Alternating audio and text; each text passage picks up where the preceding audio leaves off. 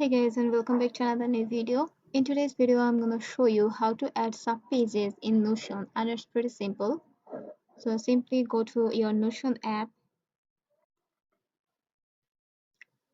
and in the private section select the page where you want to add a sub page.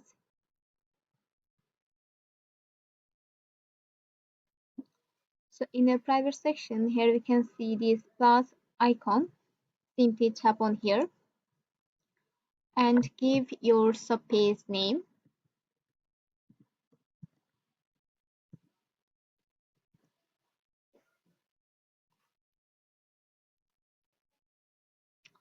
Or if you simply tap on this add icon option,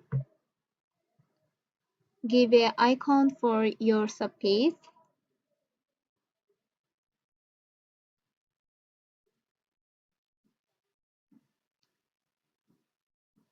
So here you can see your subpage is created, or you can also add a cover in your subpage, add a comment. So that's pretty easy. And that's all for today's video. Hope this video found you helpful. Don't forget to like and subscribe the channel for more tips and tricks.